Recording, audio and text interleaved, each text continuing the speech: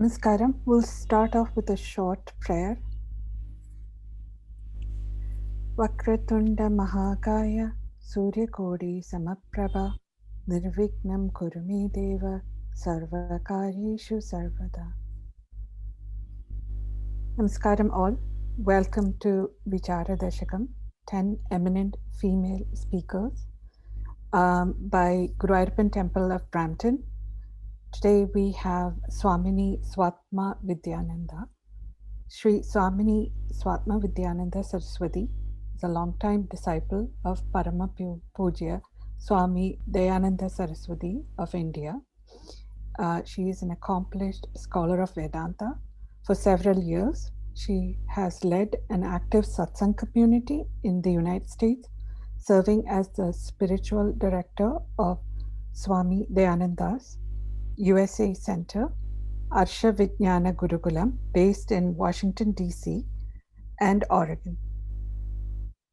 Swaminiji, welcome to Gurukulam Temple of Brampton. Thank you.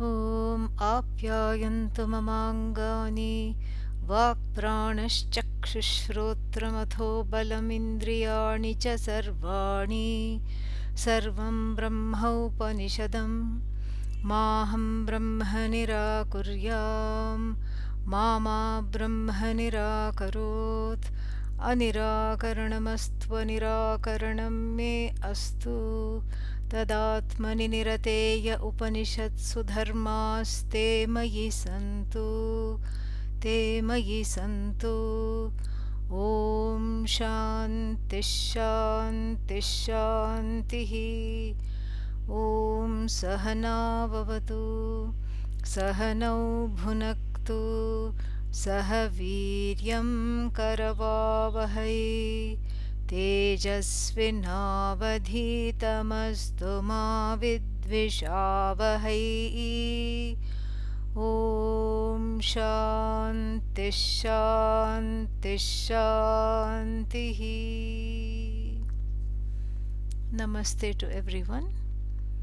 Thank you for inviting me to speak in this eminent series of speakers, a very wonderful program.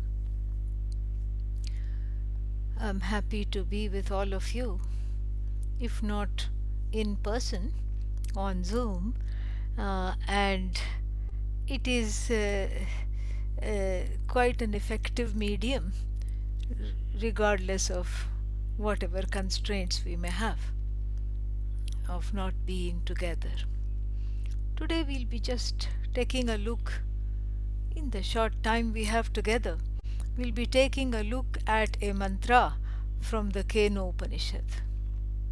It occurs, if you want to follow it, if you want to locate where it occurs in the second chapter of the Kenopanishad, the concluding mantra of the second chapter, namely mantra number 5. I'm going to chant it and then let us see where it will lead us. Ihaiva chedavedit atha satyam asti na chediha avedit mahati vinashtihi bhuteshu bhuteshu vichitya dhiraha pretya asman lokat amrita te bhavanti. This is a beautiful mantra, and what does it say? Here the Upanishad does some interesting, it starts off with an interesting word play. Iha, right here, chet, if, avedit, if one were to know, right here. Atha satyam asti, for that person there is truth, satyam. The life becomes meaningful. We'll see that more. Let's just finish with the translation. Nached iha avedit, if one does not know right here in this body right now, then what happens? mahati vinashtihi. It is a infinite loss, great loss, absolute loss. And then seeing the self, seeing oneself in every being, bhuteshu bhuteshu, or we can take bhuteshu bhuteshu in all the five elements, seeing oneself in the source of the universe, vichitya, seeing, discriminating, seeing oneself. Dhira is a wise person. Dhihi dadati, dhihi rati iti dhiraha. So, dhihi rati dadati iti dhiraha. So that means the one who is able to internalize this knowledge and also share with others is called dhira. Then what does the person do? Pretya, having left this body, asmat lokat, having left this loka, one meaning, or dying to the smallness and the dying to what we call samsara, dying to the notion that one is finite. Amritaha bhavanti, they become free of the cycle of life and death. They become free while living, and as you know, the term is Jivan Mukta. So this is a very beautiful verse, and let us look at it in a little bit more detail. So the question is, what is there to know? And the answer, of course, is Brahman. Why? Because this is even in the Shanti Mantra to the Chandogya Upanishad, which is where the Kenopanishad occurs. Kenopanishad is part of the Chandogya Upanishad. Kenopanishad is part of the Samaveda. So the Chandogya Upanishad, Kenopanishad, they all come under this Samaveda. And so in the Samaveda Shanti Mantra, the word Brahman appears. In fact, it's the only Shanti Mantra out of the four Vedas, the main Shanti Mantras, where Brahman is there. Otherwise, Sahana Vavatu, we don't have the, which is for the Krishna Yajurveda Shanti Mantra, there is no word Brahman coming there. Then the Rig Veda Shanti Mantra, again there is no word Brahman coming there. Shukla Yajurveda Shanti Mantra comes close because it says Purnamadaha Purnamidam, that is whole, that wholeness, Purnata is there. But again the word Brahman outright is not used. Then what is left? Atharva Veda Shanti Mantra, which is Bhadrang Karne Bhishrniyam Devaha. Again the word Brahman does not occur there. Here it is up front and center, so you cannot miss it. So the person says, Ma aham, ma brahma nirakuryam. May I not deny Brahman. Mama Brahma nirakarot. May Brahman never neglect me or deny me. And then what? Anirakaranam astu. Anirakaranam me astu. Let there be no denial for me. This is a very wonderful thing. First of all, what is this Brahman? We have to understand this. And the Upanishad, not only this Upanishad, namely the Kenopanishad, but all the Upanishads reveal the two things. First is that the word Brahman comes from the dhatu brihi vriddhau, that which is limitlessly big. And to that some manin pratyaya is added and some grammatical operations take place, yielding the word Brahman. Brahman is Bhagavan, Ishvara. It is Bhagavan. And so this Bhagavan is you. Aham Brahmasmi. Ayam Atma Brahma. All the Vakyas, the Mahavakyas in the Upanishad attest that there is no difference between Atma and Brahman. In fact, they are one and the same. They refer to one and the same. Atma means I, Brahman is the source of the universe, and this is what it means, iha chet avedit. This is what is there to know. And in the beginning of this very Upanishad, with the students asking the question, how do the thoughts form in the mind? Who is putting the thoughts in the mind?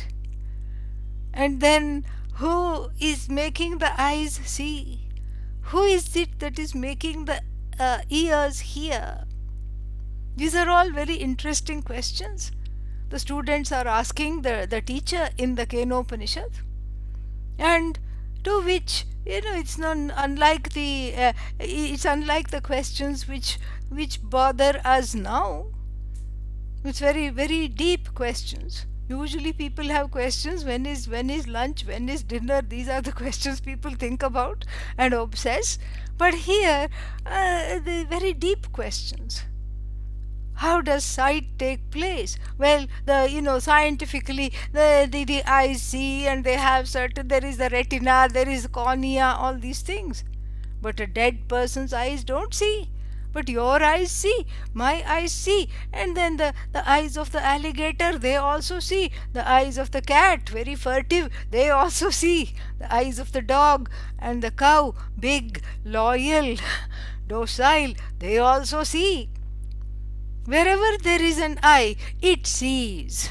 The eye of the bug, 360 degree, Vishvato Mukha, 360 degree vision, that also sees. How? What is that? And the ears hear, eyes see. This seems to be nothing to do with me. I don't know how to operate the eyes. They just open the eyes and then they see. So there must be something else, some other force that impels. Kena ishitam, ruled by what do the eyes see? That's why this is called Kenopanishad, because the first word of the Upanishad is Kena, by whom, impelled by whom does sight take place? Meaning the student is already aware of the fact that there is a law that governs eyesight. There is a law of seeing which has nothing to do with the individual pair of eyes. And in this law is included all pairs of eyes. From the dog, cat to the human being, all eyes are included. Number one. Number two, even more fascinating and intriguing is the fact that the disorder for the eyes are also part of the order. So if you talk of near sight, okay, there is a name for that. That is a condition. And then there is a upaya for that called upanetram, glasses.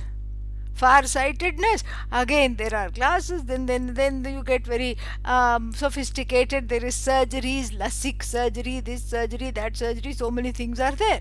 You can correct the vision, cataract removal, cataract. Every eye is subject to cataract. This is a law. So some eyes don't see because of certain disturbances, or don't see very well because of congenital defects. That is also part of the order of the vision of and the function of seeing. And then certain things, certain people don't see, and certain, so glaucoma, all these things. Everything is included in this. So this is something fascinating. And the teacher responds to the question by saying, Shrotrasya shrotram, chakshushash chakshuhu, vachoha vacham sa upranasya pranaha. It is not the eye that sees, it is the eye of the eye. Very nice way to see, understand Brahman from the standpoint of this very body mind sense complex, which is close to us, which is intimately known. So this kind of an analysis technically is called Tvam Pada Vichara, because it is centered on the analysis of what is this I, this Tvam Pada. Tvam means you, but then when I say you say I. So it's centered on the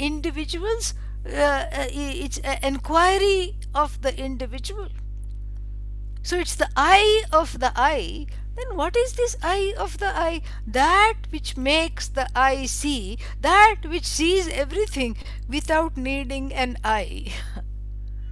Without needing a karana, an instrument called the eye. It has sight, it sees everything, but it doesn't have eyes. Another Upanishad says that. Pashyati sarvam, sees everything, but it doesn't need eyes to see. Why? Because it is all knowing. All knowing is something so, huge. Because what does the individual consider oneself? Small knowing. Small knowing versus all knowing. Small, I am small. Bhagavan is, the eye of the eye is all. The ear of the ear is all. And I am small. And then Bhagavan is all. And then what? And then Bhagavan is the cause. What about you? Oh, I'm just because. And Bhagavan is God. And what are you? You just remove the G, then you'll get the answer. I'm just odd. I can never be God. And so this is the where the individual is coming from. Full of complexes, full of uncertainty, full of insecurity centered on the self, complete, full of alienation from the source, from other jivas, from the universe, from, of course, Bhagavan. This is the individual. And so, therefore, this is something which is very, very interesting to see, that here we understand intimately what this eye of the eye is. The eye of the eye is not some kind of, there is one NASA picture. I don't know if you must have seen it. And it looks like a big eye. It's got an eyeball and everything, and then they have given it a name, God's eye. That's not the point. That is not the eye of the eye. That is just our imagination, and it looks like an eye, so we say it's the eye of God because it's somewhere hanging in space. But here, eye of the eye means something else. And what is this? Is it so far away? Where is this eye of the eye? And to this we can take a little walk to another text that will help us understand the eye of the eye, the ear of the ear, the prana of the prana, the speech of the speech. What is it that makes speech speech? What is it that makes silence silence? What is that? And if we look at the opening verse of the Drig Drishya Viveka, then we will see that. And where it says, Rupam Drishyam, when there is a form to see, then the eye becomes the seer. Lochanam Drik, Rupam Drishyam Lochanam Drik. But then, when you are looking at something, you find that it's all blurry. So what do?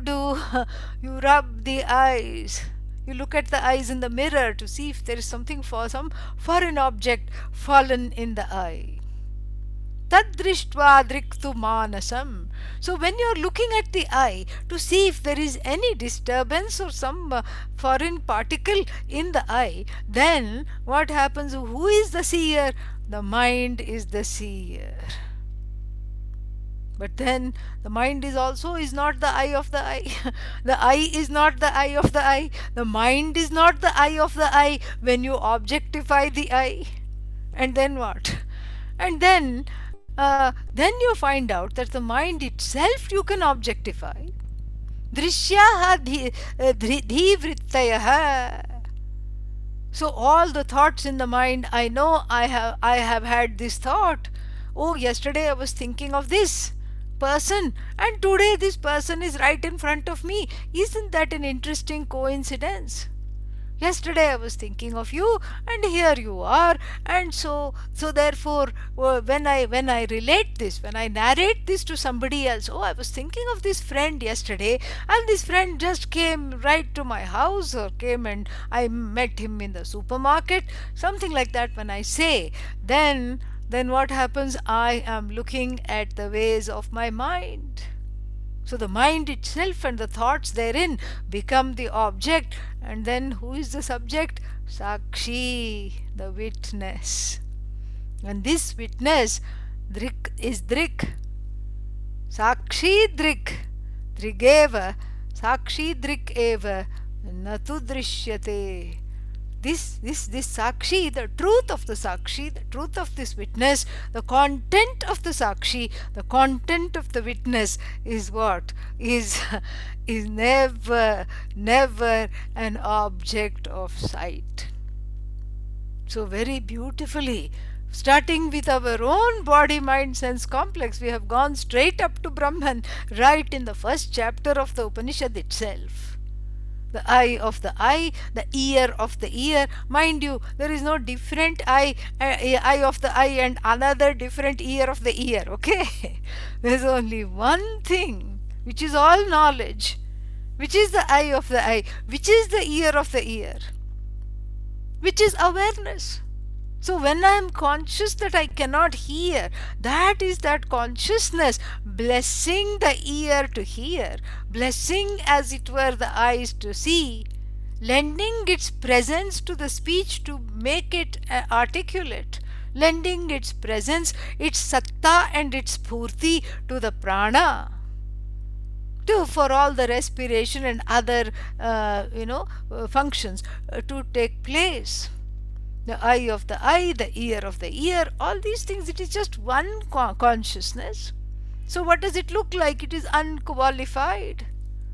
No name, no form. For convenience we call it consciousness, Chit. And this Chit is of course existent. And this Chit is Ananda. Ananda means Ananta. Ananta. Ananta means free of all limitations.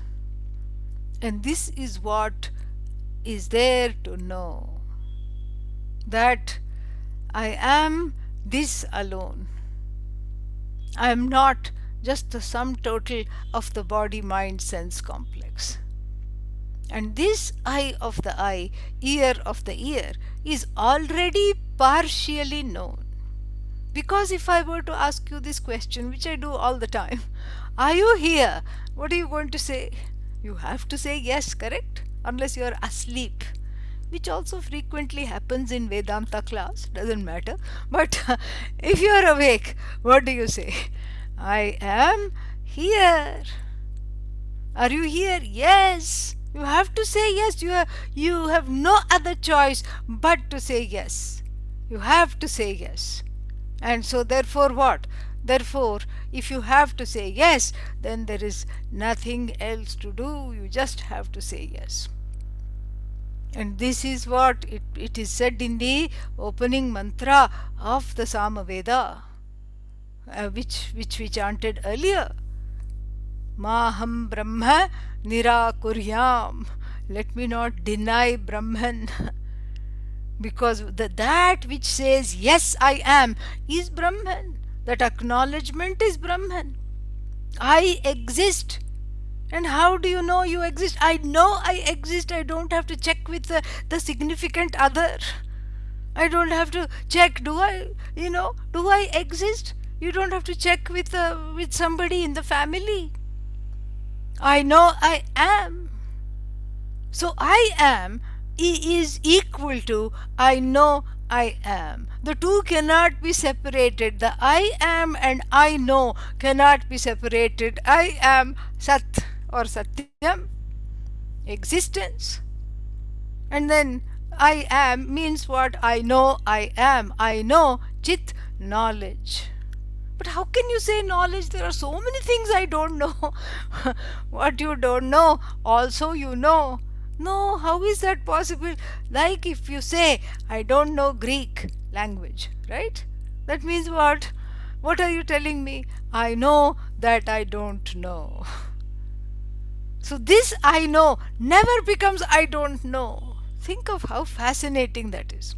This is what is all knowledge. This is what is Chit. This is what is Satyam Jnanam. And how long do you know? How long do you exist? Are you here now? Yes, now, yes, now, yes, now, yes. And that now is always free of time. Now is free of time. Why?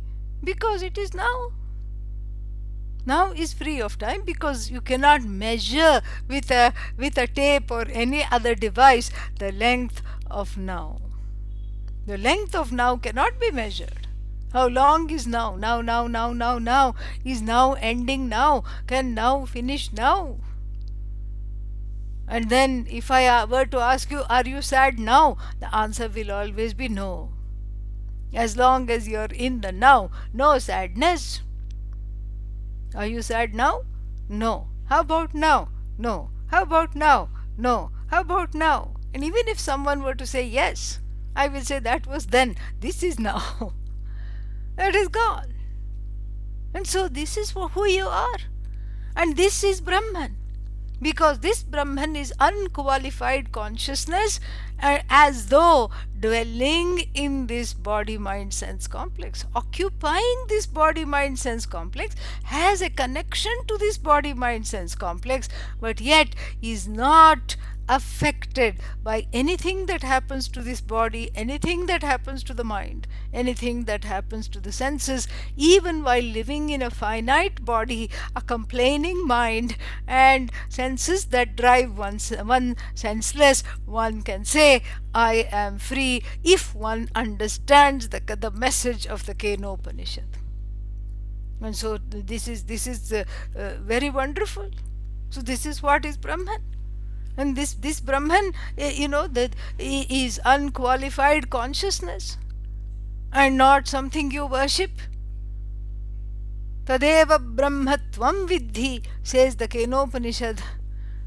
Nedam yadidam upasate, not that which you put somewhere and worship. But here, that which you worship is also Brahman. That the worshipper is also Brahman.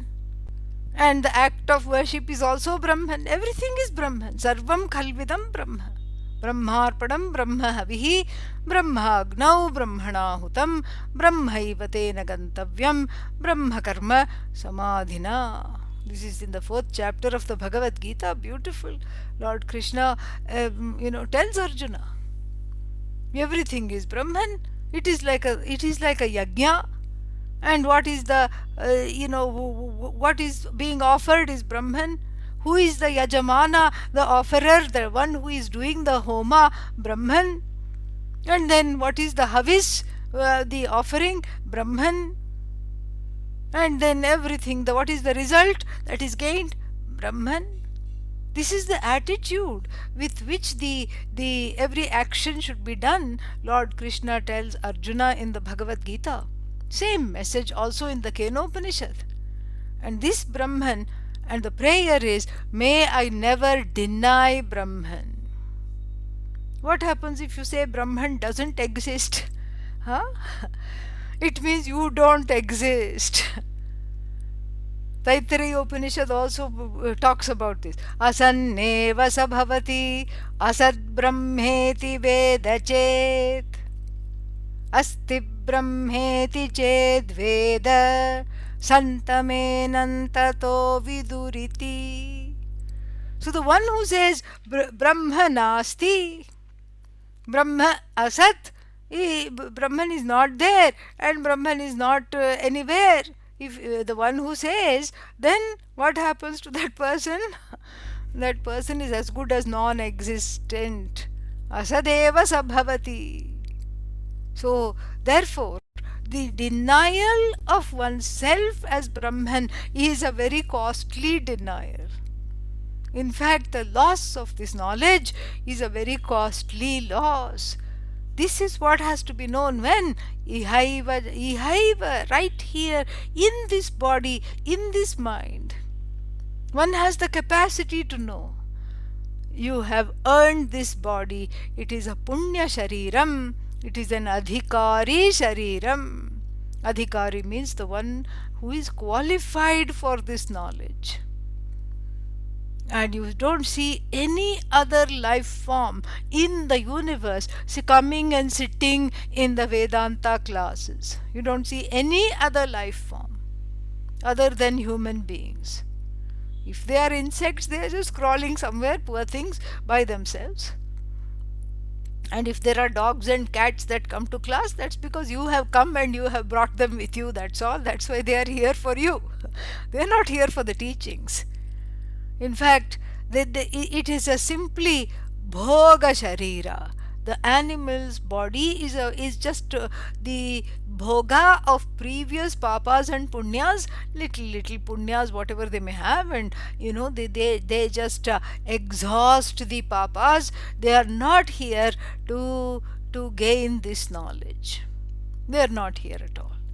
And so, therefore, the human being alone is in this funny predicament of questioning oneself all the time and then striving to remove the insecurity centered on the self, and then this sense of lack, this sense of want, all this to remove.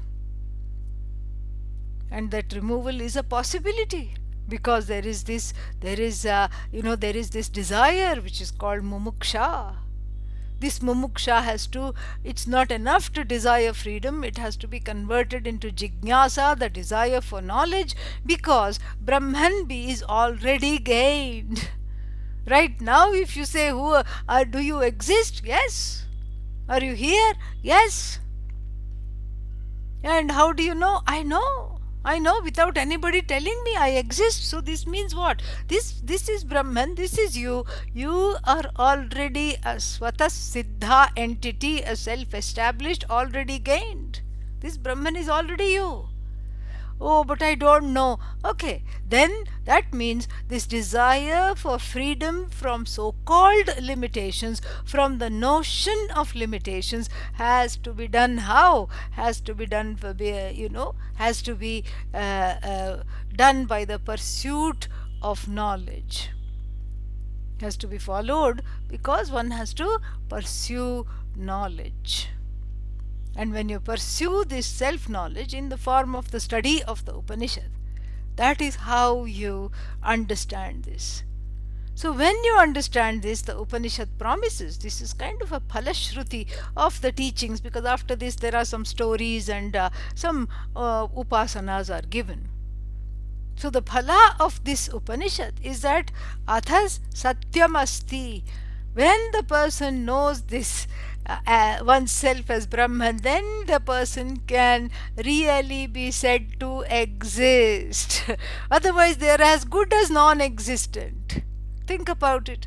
A person without Vedanta goes about one's life without any focus on spiritual growth, without any Bhagavad Gita in one's life, without any introspection, goes about just meandering from one thing to another, keeping on reproducing samsara, action, and then result of action. I don't like the result of action, so more action to correct those results of action. This is going on, and in the process accruing lot of papa, little bit of punya here and there, accidentally, lot of papa, and then what? And then you have to do some prayashchitta, karmas of atonement to get rid of the papa, and then again, again one forgets and does again wrong things, because the force and the pressure of the desires to belong to this or that and to gain this or that, all this is false.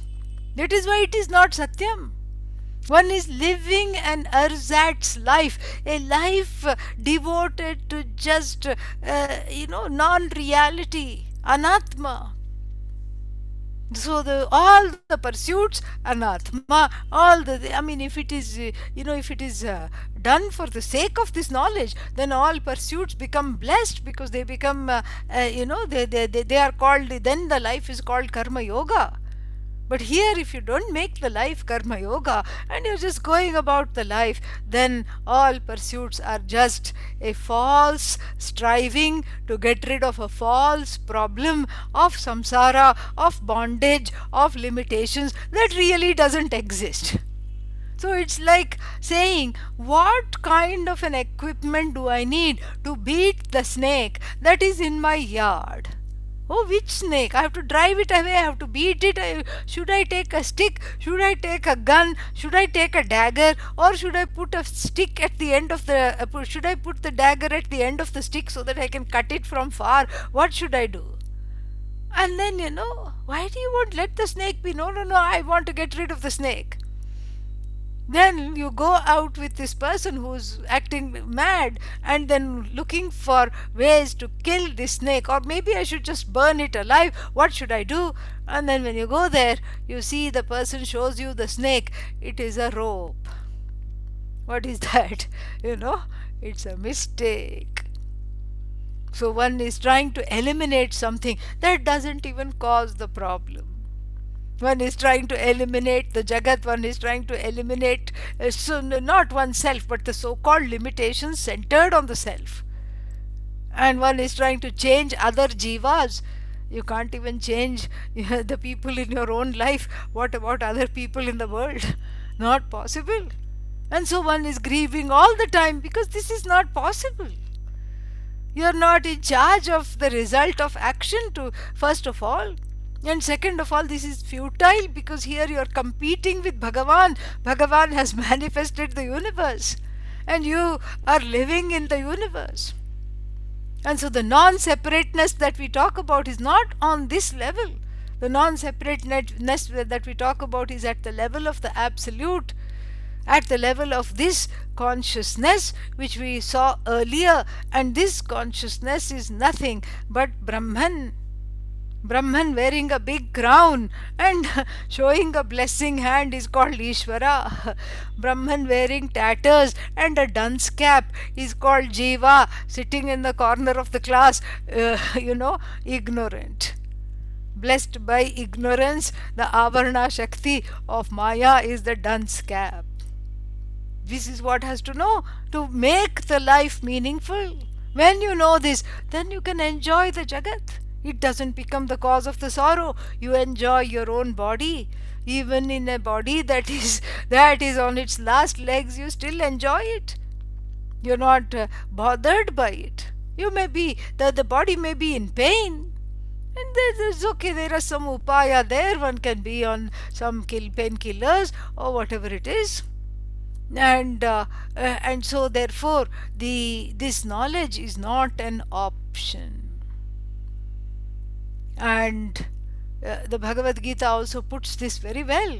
And yam labdhva cha param labham aparam labham manyante nadhikan tataha yasmin sthito na dukkhena guruna api na vichalyate. Na vichalyate. The person is not shaken even by the worst of sorrows, the heaviest of sorrows, established in which knowledge there is no other gain higher than this. So the gain of the absolute is absolutely important, because this is one chance one has in the human life to pursue this knowledge. Because in last life, who knows what one was? Maybe a donkey, maybe a monkey. In the next life, who knows what one will be? This life is given. This life is a specific Vedanta Upadhi. It is an Upadhi specially for Vedanta, not for any other thing. This is what it is. So it is for Antahkarana Shuddhi. It is for purification of the heart, of raga and dvesha, and of strong preferences and prejudices, and it is for the pursuit of this knowledge. No other reason this life has been given. And so this verse, this mantra says, make use of that. Then your life is fulfilled. Then you can be called that you are, you have done something with your life. And then in the true Upanishad style, it says the opposite also. Nached iha avedit. If the person chooses not to know, because after all it is a choice. The desire to know and the choice to know is something to be owned up and then exercised. And now it is so easy to exercise the choice. One of the pandemic has helped, because you can have all kinds of Vedantins and teachers come into your study, your living room, via the computer. You don't have to go anywhere. That is one of the blessings of the coronavirus. I always call it the karuna virus, because it has really transformed our lives to really give the opportunity to look within. This is what the whole thing is. And so therefore there is something which is missing in life if we don't know this. This is what the Upanishad says. This way we don't know so many things.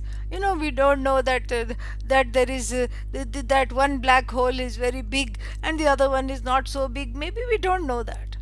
In one galaxy the black hole is huge. We don't, like the Milky Way has a huge massive black hole. We don't know, many people don't know that. But the loss of that is not an infinite loss. And then what happens when you gain Brahman? The gain is a so-called gain.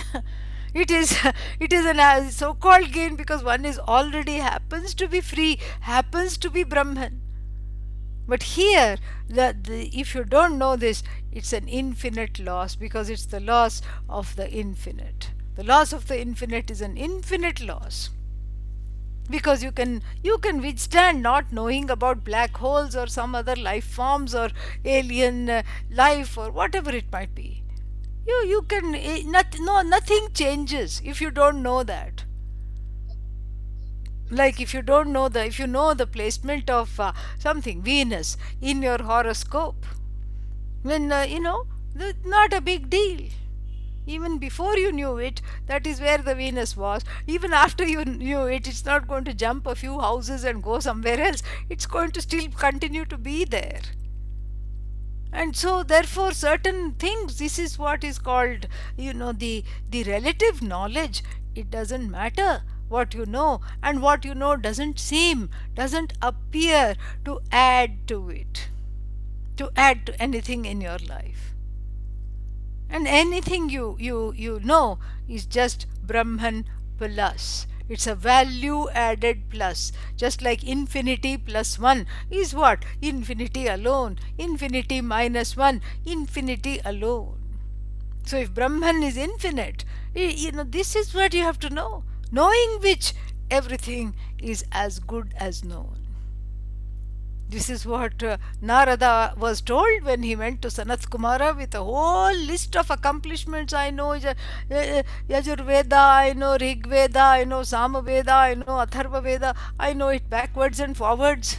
Oh, you're a Chaturvedi. But yes, I know Shiksha, Kalpam, Vyakaranam, Niruktam, Chandas, Jyotisham. I know all branches of knowledge. I know the Upavedas, I know this, I know that, I know Nakshatra Vidya, Shastra Vidya, all this Dhanur Vidya, everything. I know the art of archery, warfare, everything. And so Sanat Kumara says, this is now I know the problem. Why you say you are subject to sorrow? You know everything, Narada. But you know a lot of everything. But really, this everything that you know is a lot of nothing, because you don't know that thing because of which everything is as good as known. And then he teaches him what is called Bhuma Vidya. Bhuma is another name for Brahman. That's all it is. And so if you don't know this, Mahati Vinashtihi, it's a loss, great loss. That's why we pray Maham Brahma Nirakuryam. Let Bhagavan not turn the face away from me. Let Bhagavan's grace always be with me. May I never turn away from Brahman. May I never engage in a rank form of self-denial. And then what happens? The results of this knowledge are pointed out in the last pada. Bhuteshu bhuteshu vichitya dhira. The dhira, the wise person, sees this consciousness, sees the I, the self that transcends this body mind sense complex, this I, which is the I in you, which is the I in me, which is the I in the tree, which is the I in the sun, which is the I in the air that we breathe, this I which is all pervasive, which is everything, this self which is everything. One sees bhuteshu bhuteshu, in all beings. How can I see I in all the beings? Simply because there is only one I. Even grammatically, there is only one I. One thing you can refer to as I. First person. Nobody else. He, third person, she, it, they. You both, you all. But there is only one I. And so this I is equated to the cause of the universe. This is something to discover with a committed approach, committed pursuit of this Vedanta Shastra. This is what has to be of Brahma Vidya. This is what has to be understood. And so then Mahati Vinashtihi Bhuteshu Bhuteshu Vichitya Dhiraha Pretya Asman Lokat Amrita Bhavanti.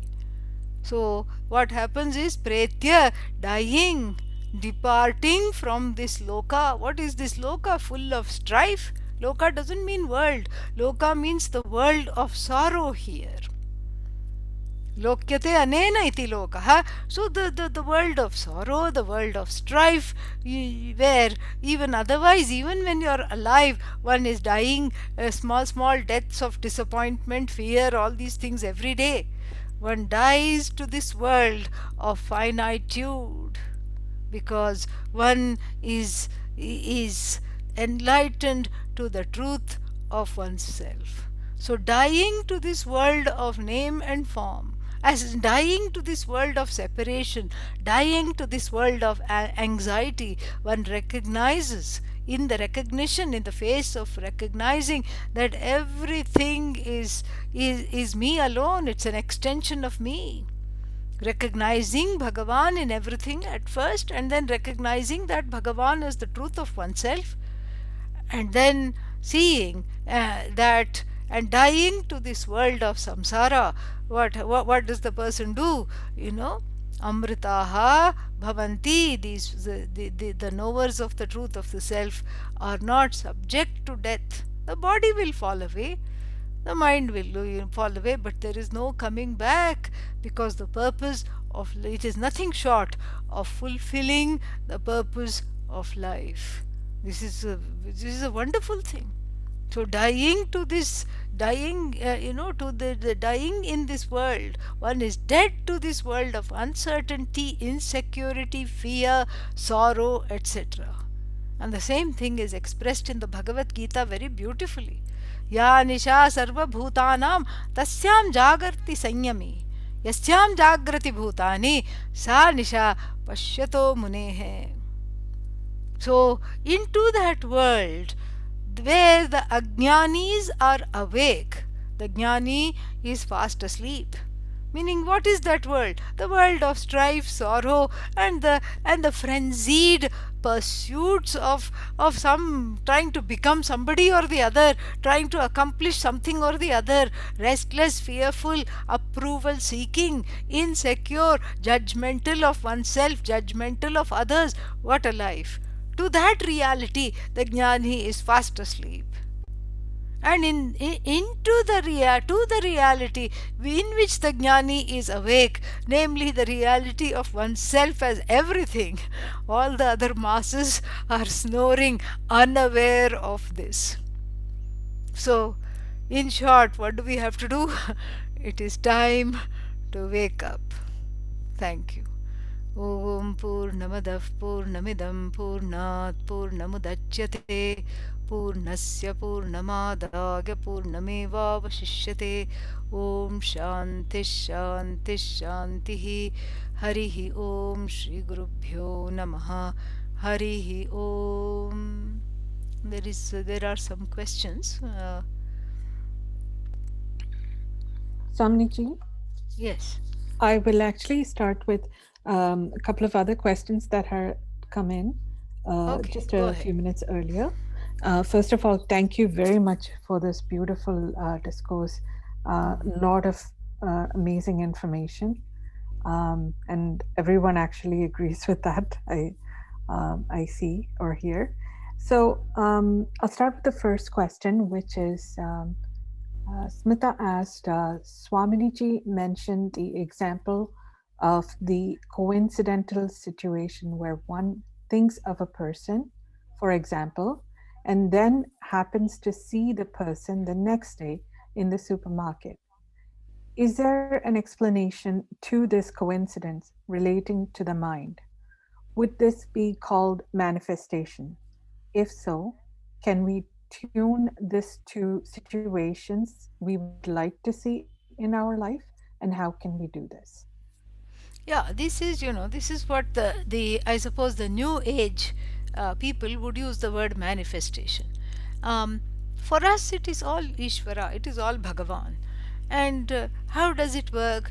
Because you see, there is some intentionality, correct? You want to, you think of a person. Somehow you say, oh, I haven't seen this friend in a long time. And that thought has a certain power in the form of in the form of your own karma, your own prarabdha. That thought is already is part of the prarabdha. And the prarabdha, if the prarabdha allows it, you know what happens? Then it's almost like Bhagavan, who is the giver of the fruits of action, manifests this person to come. There is a so-called coincidence. Every coincidence is Bhagavan for us, you know. And yes, that is one part of the answer. The second part is, there are, when one gets to the place of where all the desires drop away in the wake of this knowledge, and when one is able to be just in the world of Bhagavan without trying to have one's own agenda, then one goes with the flow. One is the flow, and so then one becomes the flow. For people like sages and saints, they are able to see many sages and saints, the esteemed holy ones. They are able to see what's going to happen, and because they don't really have an agenda for themselves, they are able to help people. So that is what. So if you want to see, sometimes when we say I want to manifest something, that won't happen. In fact, I would say, please pray to be free of the desire to manifest this or the other, and just pray to Bhagavan to manifest whatever you want. That's the more direct route and a sure route. Okay, you're on in the firmly, your feet are firmly on the ground. I have another question. Vinita has asked, what is the best way to introduce Brahmanyana to an average person? Well, everyone is an average person. You can, you can share with them something that you have that has inspired you, and it's better to listen than to read, because when you read, you come in your own way. Sometimes, you can edit, you can punctuate, you can just say, oh, this doesn't apply to me, tattvamasi doesn't apply to me, you can say that. And so when you read, it's harder. That's why shravanam. So see something, if you have listened to somebody inspiring, you share that with them, share the link. Um, Again, Vinita has asked, which Upanishad do you think best explains Brahmanyanam and why? All of them, from their own standpoints, and they do so beautifully, and they do so from different examples, different teachers, female teachers, male teachers, and students, all, so many different scenarios. It's just so beautiful, because it is just absolutely wonderful. And so therefore what are we going to do? We can't really pick and choose the Upanishads to say which one you cannot really grade the Upanishad, because doing so would be a very subjective testament, and so whatever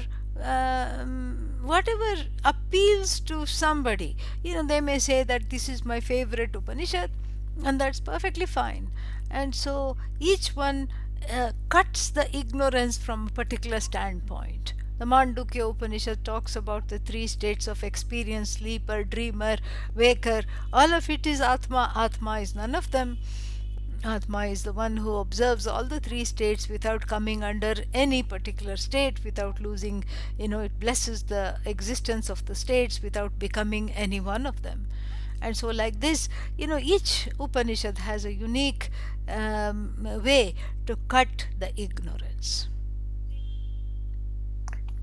Now, Srilata has asked, is it correct that jnana is superior to karma and bhakti, and that while bhakti and karma can take one close to liberation, however, liberation from the samsara can be achieved only by knowing jnana?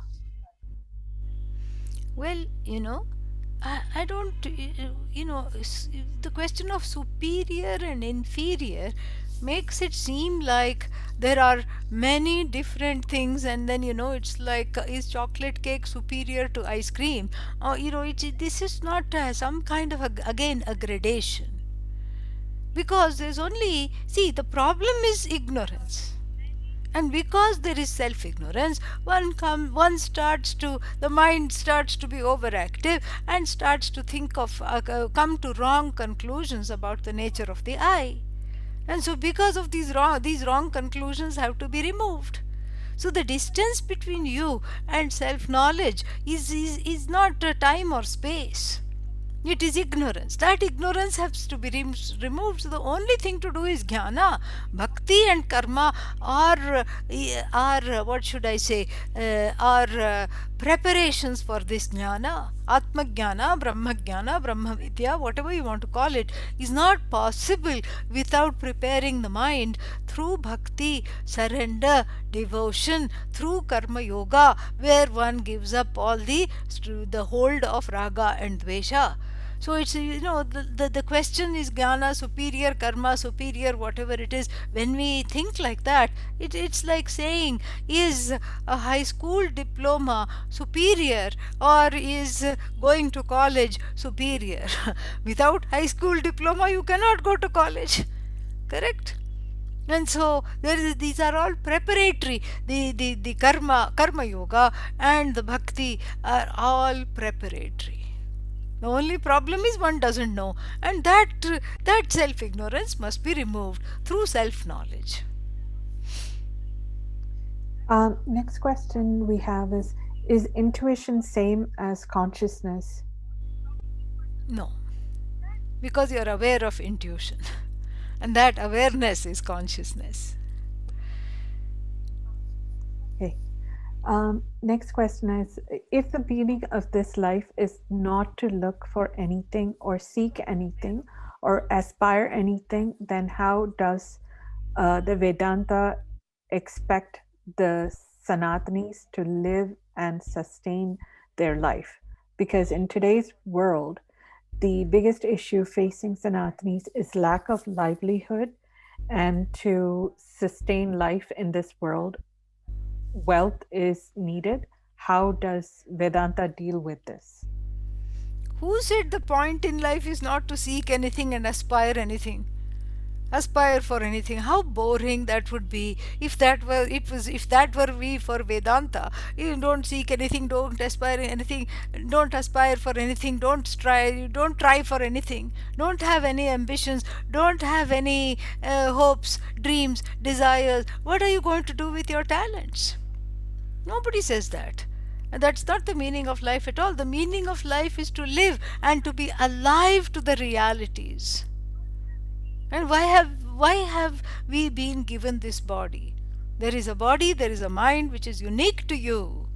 And that has to be made use of, to help others, to help yourself, whatever it is. And Vedanta and wealth, they have nothing to do with one another. I mean, we are talking of, can a wealthy person study Vedanta? Of course, because you can have wealth, but the point is to not possess it. You can have many things, you can own many things, but the point is not to be possessed by them. That's a better way to put it. That is what Vedanta is. It's about freedom in relation to your possessions, in relation to anything that may surround you or be connected to you, to know that you are free of all that. And that doesn't mean that there is no reason to get out of bed. You can still help others, you can do that. And the management of desires is so that you grow, so that you grow out of the constant falling into dejection, depression, and disappointments because of being hooked to this idea of being a desiring, wanting person. And it's not, that is false. You are not a desiring person at all. You're not tethered to your desires. Desires, in fact, are a manifestation of the Lord. It says in the Bhagavad Gita, Lord Krishna himself says, Kamosmi, Kamosmi Bharatarshava, and Dharma Aviruddha Kamosmi Bhuteshu Bharatarshava. As long as the desire is in keeping with Dharma, I am in every heart. Lord Krishna himself declares himself to be in the form of desire. So without desire, there would not be any teachers, there would not be any people writing about Vedanta, and forget that there would not be any students willing to learn either. And so there is no problem with wanting to sustain your life, or there is no problem with wanting to, there is no problem with having wealth or whatever it is. It's just don't let the wealth have you. That is the problem. Ah. It's a really good question, and thank you, Swamiji, for that beautiful explanation. Are you okay with continuing with a few more Yes, questions? yes, absolutely. Yeah, Thank we'll you. finish. Thank you very much. We Not really at all. appreciate that. Yeah. So, Krish has asked, understanding self or Brahman is clearly the purpose of one's birth. With that, Jnana, how could a samsari do their worldly role with sincerity and passion? Thanks for another wonderful satsang, he says. Yes, I'm so glad you asked this question. Well, the thing is, again, there is no contradiction. You do the duty in the world. That is why we have this very strange word which we don't use in the West, which is not used so much in the West. Duty, do your duty. So duty here means kartavya, do your swadharma. And when you do it as karma yoga, with the spirit of karma yoga, then work is worship. We can only say this in the Hindu tradition: work is worship. And if work is worship, if you're doing it worshipfully, then there is passion, there is sincerity, there is a sense of responsibility, there is accountability, and you do all that. And doing this work as worship, what happens is that you don't, you grow from a person who is constantly disappointed because they cannot do as they like always. From that, you grow into a person who likes whatever there is to be done. Think about the change. First is a person who is striving to do whatever one likes, and one cannot do that. You cannot go about choosing and picking only what you like and to eat, what you like to do in life.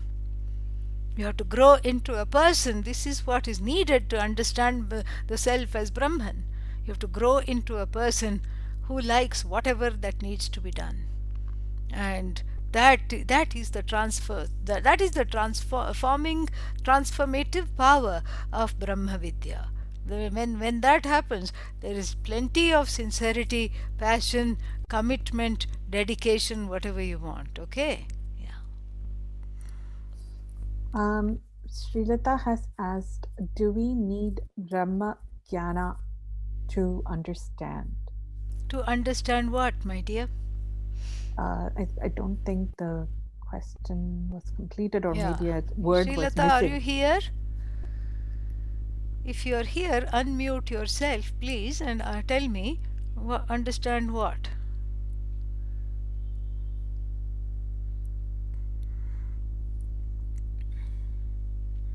Maybe they are Okay. not there. Maybe they have Swamiji, gone. I have a question Sure, sure. just out of this. So you know, you talked about, or at least from the Upanishads, it's talking about the self and the I. Do we have responsibility to another person as well, to bring them or to help them, um, you know, see this vision, or you know, seeing the truth? Do we each have that responsibility, or is it just the self and it just passes on, flows? You know, the short answer is no. And I'll explain that a little bit, okay? Because, you know, each one is drawn to this. It's best if each one is drawn to it on their own. You can encourage. And many times, you know, one drags in the significant other, and maybe in time the significant other also responds, and in some cases they don't Yeah, respond. Correct. So so you can take the horse to the water. You know the rest of it, so you cannot make it to force it to drink. Same thing here. So you can take the person to Brahma Vidya, and then you cannot force them to learn or understand, because that is not where, because it's all so much individually dependent on one's preparation. Preparation is 9/10 of the knowledge, and 1/10 of the, or 1/10 of it is saying Tattvamasi, Aham Brahmasmi. The Mahavakya is 1/10 of it. And so therefore we are in a very, you know, unenviable place, because the thing is, one is so happy with this knowledge that one wants to yeah, bring the whole world along, and that is a wonderful thing. Please do that if you can. But then if your friends are going to drop out and they're going to start getting afraid to invite you to potlucks, then better to stand back a little bit. And the second thing I will say is that actions always speak louder than words. So if you've started to attend the Bhagavad Gita home study group, or if you've started to attend all these lectures, etc., then you know, then people start to thinking that, oh, how long have you been studying Bhagavad Gita? You're still getting angry. This is why teenagers are there at home. You know, young adults and teenagers are just for the sake of this they have been made, okay, and put in your life. And the significant other also says, what is the use? You are studying Bhagavad Gita. Here you are getting anxious, irritable, all these things. So actions speak louder than words. So they want to push the button all the time. So, but if that prasada buddhi, that calmness, the compassion, the growth, you don't have to say, I'm growing so much, I can't stand it, I'm just you know, last month I used to get so angry, now I'm calm. That day they will make sure that you get angry. They will do something to make you get angry. So this way it's better to just be you know, just keep it a personal project, and then let them see the effect. And then they, even though in the beginning they are resistant to you going to so many satsangs, so many retreats, then they will only say, you know, you look a little stressed, please go to your retreat and come back. They will themselves send you with their blessings. You know. but that was also part of how we, you know, we have certain responsibility to our children, Yeah. so we show them the way, even though there's a lot of resistance. So Yeah. that's one part.